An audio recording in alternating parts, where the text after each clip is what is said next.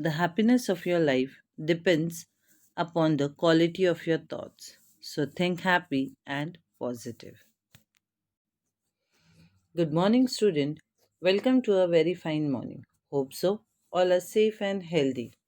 So today we'll be starting up with History, Chapter 6, that is, Empowerment of Women and Other Weaker Sections.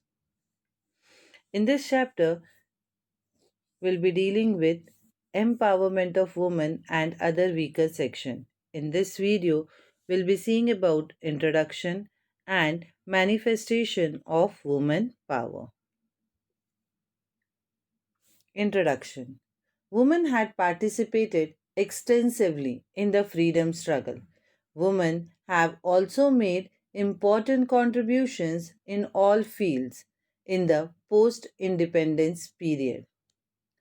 That is what we will study in this chapter, as also the law enacted for women and other weaker section. So this is the introduction part, children, where we'll be seeing about the empowerment of women and other weaker section.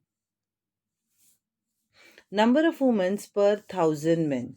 This is one of the data given according to the census. According to the census 1951, 1961, 1971, 1981, 1991, and 2001.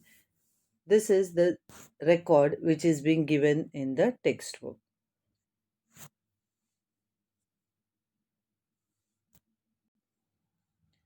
When we study the condition of women in India, we realize that the roots of several problems they face lie in the mentality of men. Even in 21st century, we have not been able to rid ourselves of this male-centered mentality. Vinoba Bhave made use of woman power in the Bodhan movement, which he had started placing his faith in Mahatma Gandhi's philosophy. Women's volunteers carried the message of Bodhan to all the parts of India. Women played a significant role in the Telangana peasants' armed struggle, which challenged the rules of Nizams and the feudal system. As the region became free from bonded labor, women also found freedom from this torment. Further in this video, we'll be discussing about manifestation of woman power. Women who have to face the burnt of scarcity of supplies and rising prices give a show of their strength as an organized entity in 1972. Under the leadership of socialist leader Mrinal Gore, women in Mumbai participated in a demonstration which came to be known as Latne Morcha, the rolling pin demonstration. Commodities like oil, ghee, rava, maida would become scarce just as Diwali was near at hand. Kerosene had become very expensive. Women came together brandishing their rolling pin and took part in the demonstration. This movement met with success and the public got a glimpse of united power of women. So here it was explained by Mrinal Gore about the manifestation of women's power. So in this video, children, we have discussed about the introduction part of the empowerment of women and the other weaker section. We have seen exactly what it means. Then we have seen further about the manifestation of woman power. In the next video, children, we'll be dealing with CHIPHO movement and the anti-liquor movement. Continue with your eye exercise before starting up with the next video. Have a good day, children. A positive attitude gives you power over your circumstances instead of your circumstances having power over you. Good morning, student. Welcome to today's next video. In the last video, we have seen about introduction and manifestation of woman power. In this video, we'll be dealing with two different movements. One is CHIPHO movement and the other one is anti-liquor movement. Let's see now about CHIPHO movement. Another show of constructive woman power was seen during the CHIPHO movement in 1973. Trees from the forest in the foothills of the Himalayas were to be cut down for commercial purpose. Chandi Prasad Bhatt and Sundarlal Bahuguna had started a movement to prevent this. Women followed the strategy of holding hands and encircling each tree, as their method consisted of protecting the tree by embracing it. The movement came to be known as CHIPHO movement. Women took part in it large numbers. Women had a big role to play in the agricultural economy of this region. Gaura Devi was the activist who created this awareness among the women with the help of Sudesha Devi and Bachani Devi.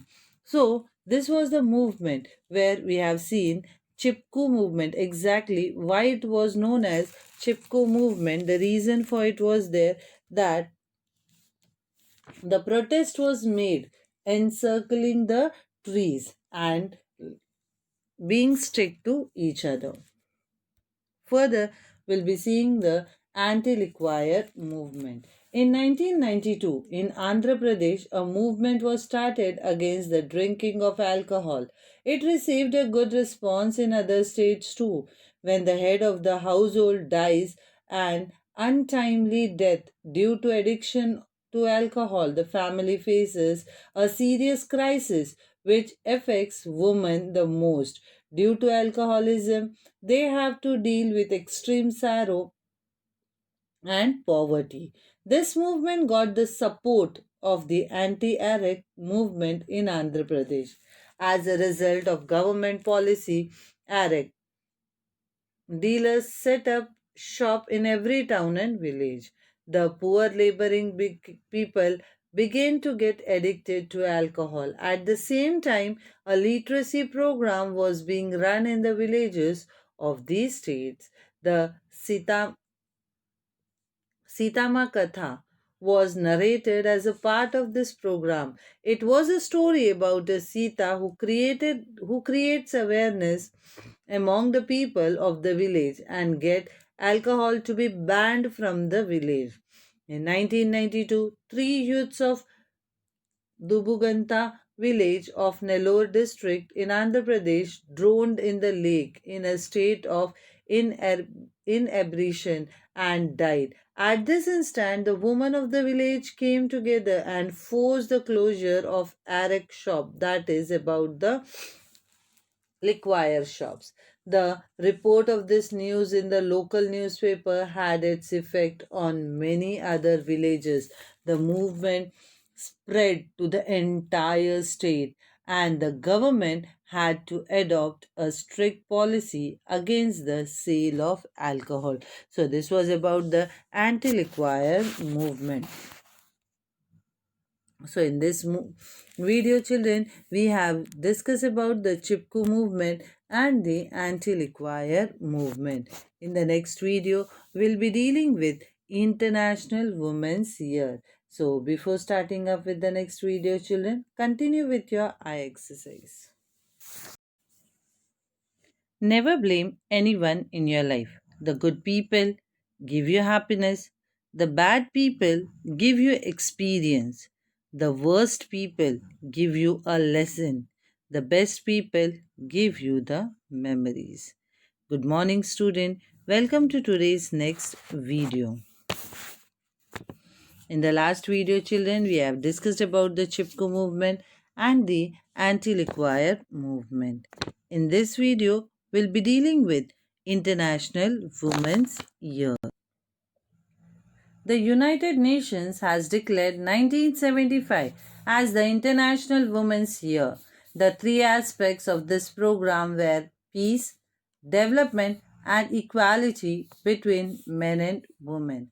In 1975, the Government of India constituted the Committee on the Status of Women and appointed Dr. Fulrenu Guha as its chairman.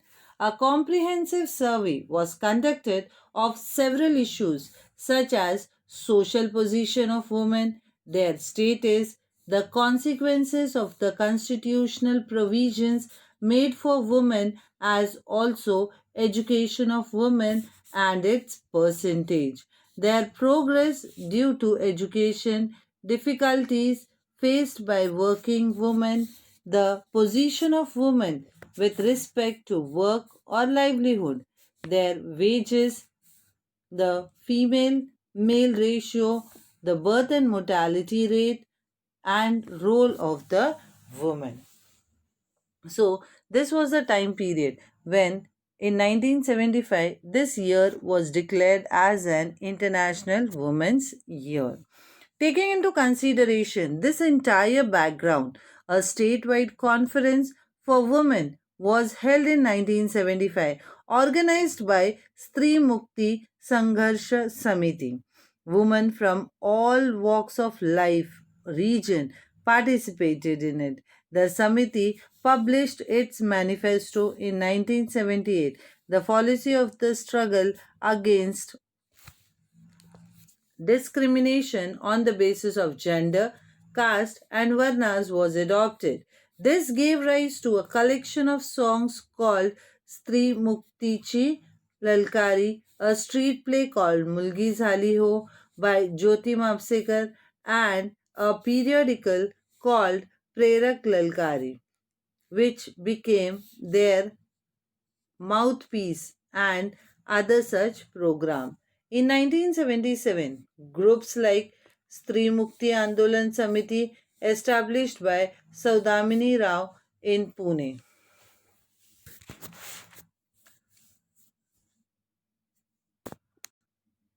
A conference to protest against oppressions of women was organized in Dhule city. Vidya Bal's periodicals Nari Samiti Manch and Milan Saryanjani, as also the work of Samajwadi Mahila Sabha and Krantikari Mahila Sanghatna were of great help in dealing with women's issue. The employment guarantee scheme in Maharashtra also helped to empower women. Pramila Dandavate established the Mahila Dakshita Samiti in Delhi in 1976. Branches of the Samiti came up in the states of Andhra Pradesh, Tamil Nadu, Kerala, Odisha, Madhya Pradesh, Uttar Pradesh, and Punjab. The Communist Party established the Akhil Bharatiya Janavadi Mahila Sangatna in 1980. Efforts were made to start branches of this organization in all the parts of India. The Sangatna started a struggle against issues like dowry, female foeticide, domestic abuse, research on women's issues was undertaken at various levels. Women's Studies Center were started at the first Women's University, the Srimati Nathibai Damodar Thakres, that is SNDT, Institute of Social Science, Mumbai, Savitribai Phule, Pune University, and Shivaji Maharaj, Kolhapur. These centers played an important role in critical analysis and in developing a vision on women's issues. So, this was about the International Women's Year, children. In the next video, we'll be dealing with laws of women and awareness against the dowry tradition. Continue with your eye exercise before starting up the next video.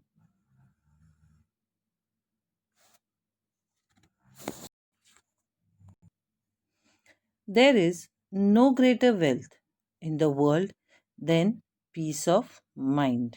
Good morning, student. Welcome to today's video. Hope so all are safe and healthy. We have already started up with History, Chapter 6, that is Empowerment of Women and Other Weaker Sections. In the last video, children, we have discussed about the International Women's Year. In that, we have seen about the Dr. Fulrenu Guha and Pramila Dandavate and more about the International Women's Year.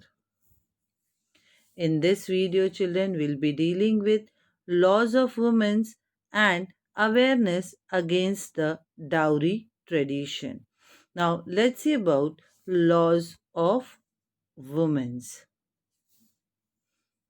The law enacted in 1952 recognizes women's right to alimony and their share in father's property. This was the law, children, which came in front in 1952, where a woman got a right to get alimony from her husband if there is a divorce, and then there is also one more law where she can claim from her father's property. Her right to Stridhan was recognized over here. Polygamy was made illegal, and women, just like men, got the rights to sue for divorce. It was a law that took one step forward concerning women's issues over the following decade. The Dowry Prohibition Act in 1961 made both giving and taking of dowry cognizable criminal offense. That means if anyone is giving also, it is a crime, and taking also, it is a definitely crime. This dismantled the dowry tradition by its root and further encouraged the social movement. The law elevated the distress to women caused by the undesirable tradition of dowry. The Maternity Benefit Act, which gave women the right to get leave from the work at the time of child's birth, also came into force in 1961. So, these were the major laws which were conducted for the women. Except this also, children, there are many laws which are being conducted or which are being passed on for the women. Now we'll see about the awareness against the dowry tradition. So, how the awareness is being created among the people. Even after the enactment of the anti-dowry law, incidents like women burned to death as sari pallu catches fire while cooking, and woman slips into well while washing clothes, drones and dies continued to be reported. Investigations still revealed dowry to be the most frequent cause of such deaths. The role of the police, the administration, and judiciary were highlighted. This created greater awareness. As a result, the Dowry Prohibition Amendment Act came into force in 1984. In 1988, 2009 women died victim to the dowry tradition. In 1990, the number of dowry deaths was 4835, and in 1993 it was 5377. These numbers will impress upon you the seriousness of the issue. So in this video, children, we have deal about laws for women, and then we have seen about awareness against the dowry tradition. In the next video, children, will be dealing with family courts and trial involving alimony 1985. Before starting up the next video, children, continue with your eye exercise. Success is when your signature turns into autograph. Good morning, student. Welcome to today's next video. In the last video, student, we have discussed about the laws of women and awareness against the dowry tradition. In this video, we'll be dealing with family courts and trial involving alimony 1985. So it's confirmed, children. In this video, we'll be dealing with about family codes. In family codes and in trial involving alimony in 1985. Let's discuss about family codes. Family codes were established to resolve conflicts arising out of differences within marriages and domestic problem, as well as issues such as alimony, single parenthood, separation, care of children, and ownership, which are all related to family situation. It means, children, family codes were specially specified for the family cases, situations like where there is separation of the parents, who will take care of the children, etc. These family codes give priority to mutual understanding over witnesses and evidence, and to counselors over lawyers. Emphasis is on resolving issues quickly but justly. So, this was about the Family Code 1984. Now, let's see about the trial involving alimony. A fixed amount paid to a married woman for her upkeep by the husband who has divorced her is called alimony. In the case of Muhammad Ahmad Khan versus Shah Bano Begum, the Supreme Court gave the verdict that Shah Bano Begum had a right to alimony. However,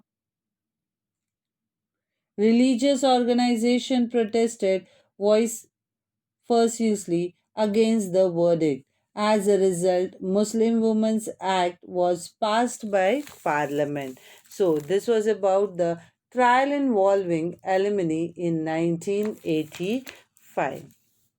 So children, in this video we have discussed about the family codes and the trial involving alimony 1985. In the next video, children, will be dealing with the Commission of SATI Act, and the next one will be Protection of Human Resource Act. Children, till the time, continue with your eye exercise before starting up with the next video. Have a good day, children. Happy people build their inner world. Unhappy people blame their outer world. Good morning, students. Welcome to today's next video. In the last video, children, we have discussed about the family codes and trial involving alimony in 1985. According to the family code 1984, whatever the family issues were there, it was being sought out in the family codes. Then trials were there involving alimony. That means how much alimony to pay, who will pay, whatever the concept was there, that we have seen in the last video. In this video, children, will be dealing with the Commission of SATI Act and Protection of Human Resource Act. These two things will be dealing in this video. The Commission of SATI Act. On 4th September 1987, Roop Kanwar, a married woman, committed sati. She did not do this of her own free will. She was coerced into doing so. Committing sati, glorifying the practice of sati, were all illegal acts. The woman activist and journalist Meena Menon, Geeta Sheshu, Sujata Andanan, Anu Joseph, and Kalpana Sharma investigated the case. In 1988, the government passed the Sati Act with very stringent provisions. Now let's see about the Protection of Human Resource Act. In 1993, this law was enacted to prevent injustice to men and women. The National Human Rights Commission was also formed for this purpose. In some states, the State Human Rights Commission was also formed on the same lines. This law, which deal with collective operations, the social condition and divorced women and secure workplace, played an effective role in mitigating injustice to women. So this was about the Protection of Human Rights Act. So in this video, children, we have discussed about the Commission of SATI Act and the Protection of Human Rights Act. In the next video, we'll be dealing with reservation of women.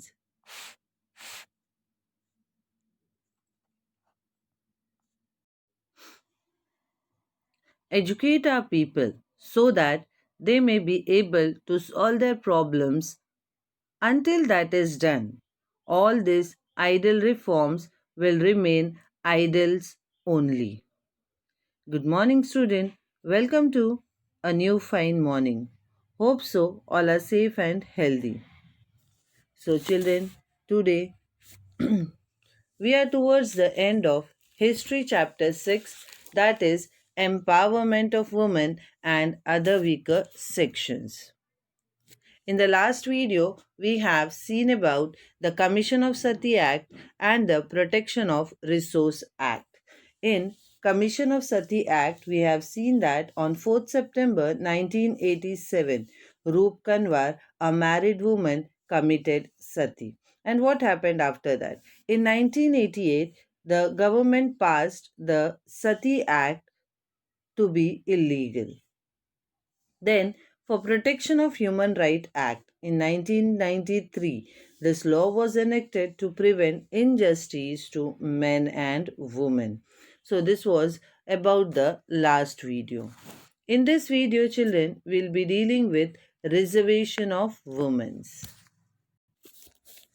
The 73rd and 74th Amendment to the Constitution provide for reservation of one-third of the seats for women in Gram Panchayat, Panchayat Samitis, Zilla Parishad, municipalities and municipal corporations, as well as for the post of Sarpanch, Chairman and Mayor. This was their decided in 73rd and 74th Amendment to the Constitution that one-third of the women will be present on in Zilla Parishad, Gram Panchayat, Panchayat Samitis, municipalities and municipal corporation.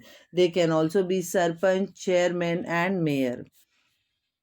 Maharashtra and 15 other states have reserved 50% seats for women. This provision provides women the opportunity to participate in the business of the community. Then, in the post independence period, the Constitution of India accepted the principles of equality of men and women. Hence, women got the important political right to vote. Women got equal right to education and work on the par with men. That means equality was being considered over here. They got right to have as equal as a men. Inhuman practices like sati, dowry, and polygamy were banned by law. Women's rights used to sue for divorce was recognized. They got a lawful share in property. In local self government bodies, seats were reserved for women so that they would have their just share of political power. We see today that due to this provision, women have begun to get education and to earn. Also, due to ideas of women's liberation, women are developing a sense of self.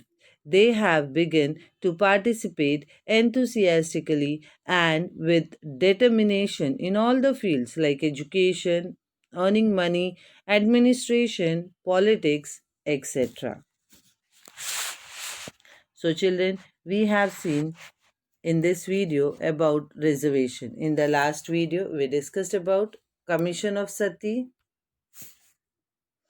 And in the next video, we'll be dealing with scheduled caste and scheduled tribes. Continue with your eye exercise, children, before starting up with the next video.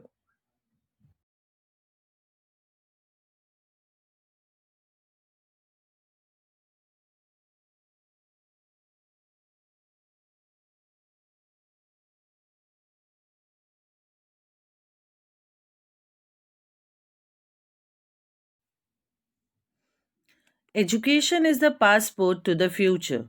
For tomorrow belongs to those who prepare for it today. Good morning, student. Welcome to today's next video. In the last video, children, we have discussed about reservation of women. In this video, we'll be dealing with scheduled caste and scheduled tribes. Let's see about the scheduled castes. In the post-independence period, our constitution adopted the value of freedom, equality, fraternity, and social justice. In accordance with his, the practice of untouchability was banned by law. Untouchability was removed by the 17th paragraph of the Constitution, and this class was included in the scheduled caste. In view of educational and social backwardness of this caste, they were given reservations in education as well as jobs to facilitate their development. This was being started at the starting when the constitution was written, children, and there were so many problems which were faced by these people, so these reservations were given to them. Let's see now about the scheduled tribes. Just like the scheduled caste, the scheduled tribes or Adivasis who live in remote parts of the country also face several difficulties as they have to live far away from the progress made in modern times.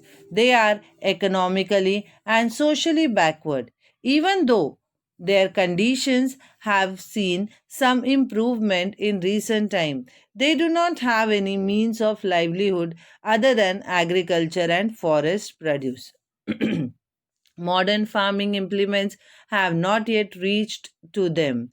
Hence, their income from agriculture is very small. Beside, their fields are on hillsides and not fertile. They are malnourished due to insufficient and poor quality of diet.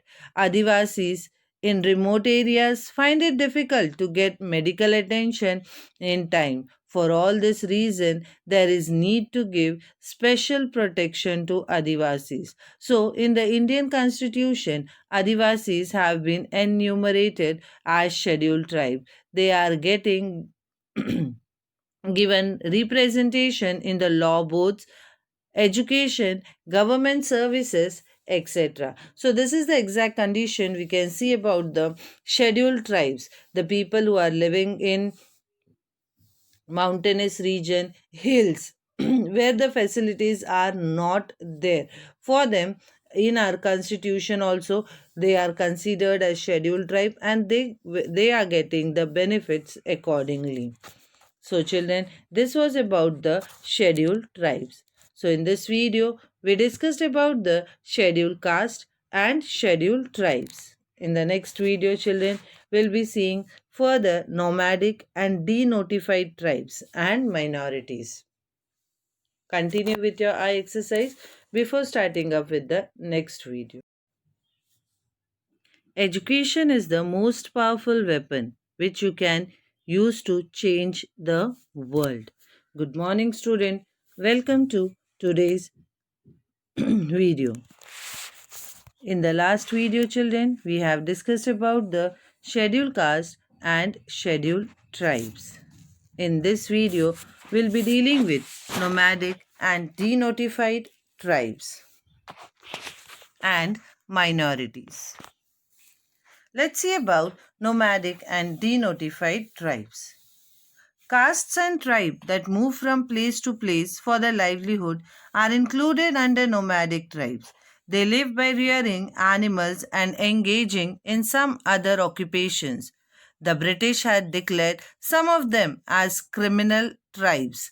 In the law of 1871 to curb crimes, some of the main groups were mentioned as criminal tribes, and their occupation and movements were banned. This unjust law was repealed in the post independence period, and the curbs on these tribes were lifted. They were included under denotified tribes. Special efforts were made by the government for the purpose of their social and economic development. This tribe have been given representation in education institution and the government sector. Now let's see about the minorities. In any society, a group of people of a particular religion, language, or race who are few in numbers are termed as minority. As there are various religion, sects, and languages in our country, we see great cultural diversity. There is variation in cultural traditions too. In order to preserve their cultural traditions and develop their own language, the Constitution gives the citizens certain educational and cultural rights. Minorities have the right to protect and conserve their language, culture, tradition for purpose. They have the right to set up separate educational institutions. The government implements various schemes for their progress. So, minorities. Children, here some pictures are being given which seems to be look like minorities. So, these are about the minorities. Now, in this video, we discussed about the nomadic and denotified tribes, which were first also called as criminal people or criminal life. Then, minorities, we have discussed about the minorities accordingly in this video. So, in the next chapter, we shall learn about the progress that India has made in the field of science and technology in the post independence period. Till the time, children, continue with your eye exercise. Have a good day.